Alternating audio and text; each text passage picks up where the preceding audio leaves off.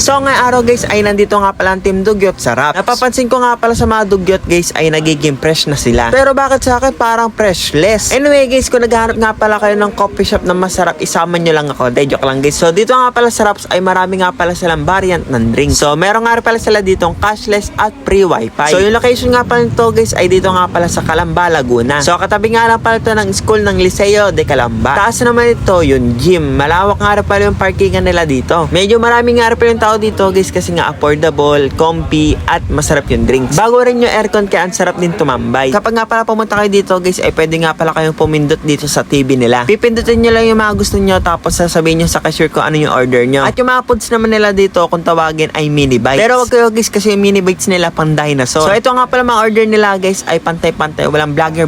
Kaya kung saan nga masarap binablagan. So yung mga snacks talaga nila dito guys ay pang good for 2 person. Pero yung pinaka-favorite ko dito guys ay ito nga palang dumplings nila. Siguro ito yung magiging best seller nila kasi sobrang tasty, sobrang sarap, sobrang lasa. So ayan guys, kanya-kanya na nga pala kaming video dito kung paano kami uminom. Dapat yung reaction namin para nag-a-apply kami sa commercial sa TV. So syempre guys, sure win ako dyan kasi sobrang galing ko sumipsip. So ipapakita ko naman guys yung mga pagkain nila dito tulad nitong dumplings na merong isnamoyot. So first time lang ako makakita ng coffee shop na may isnamoyot na sausawan. Ang una ko nga palang first bite dito kahit pangalawang bite ko na ay sobrang sarap, sobrang juicy. Bagay na bagay ito sa isnamoyot nilang sausawan. So next guys ay ito nga palang sour cream. Ano bang flavor to guys? Sour something. Basta masarap to guys kasi creepy kahit nalamigan ng aircon. So tatlo nga pala yung flavor nito guys, sour cream, barbecue, tapos cheese. Pinaka-favorite ko dito guys ay ito nga palang barbecue kasi lasang inihaw. Next guys, ito naman trending na hash brown. So sobrang sarap nga pala ng hash brown na to guys ay nag-aagawn kami kaya nagka-issue pa kami. So yung pagkain nga pala guys ay may issue nga pala ang Team Dugyot kasi yung pagkain namin kinakain ng iba. Kaya kung kanino mang hash brown to, pasensya na, God bless. So yung french fries pala guys, dalawa nga pala yung sausawan, meron nga palang ketchup. Grabe yung ketchup nila dito guys, halatang hindi tinipid. Para nga pala siyang french fries kaya lasang Jollibee siya.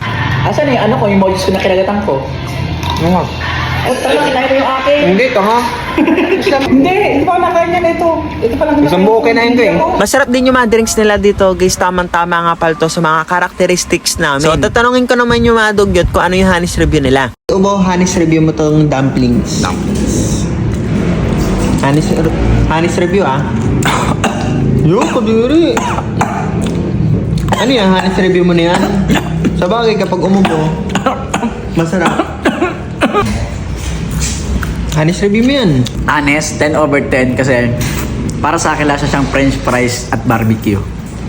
Ang masasabi ko lang sa mga tao, hindi pa sikat yung matcha na talaga iinom ko. Kasi di ba ngayon parang ino-overrated nila yung matcha, na keso ganyan. Buti na lang ako noon. Pineflex ko to, please to para sa akin na hindi pa sikat ang matcha lover na talaga ako. Ikaw matcha hater ka di ba? Hindi ah. Nagmamatcha lang yan, panghakot eh ah. Ano panghakot? Anong hahakutin ko? Wala nga akong mahakot. Tsaka hindi ko kailangan. Ba't di mo sinasot yung singsing mo? Baka mawala. Kasi nasa ibang lugar tayo, di ba? Baka manakaw. Kasi inom ka na ng honest review niyan. Honest review. Honest review? Ang sabi ng iba, bakit yung iba sinasabi, oh, lasang damo naman yung matcha. Anong lasang damo? Nakatayin na kayo ng damo? Hindi siya lasang damo, para siyang may gatas na... Tsaka kung damo man siya, healthy. Di ba? Totoo. Mahilig ka naman Tingnan niyo, ang tingin ko natagos, di ba? Pag kainom ko tatagos sa tingin ko, tingnan niyo. Ito na. Ang galing ah. O di ba tumagos na?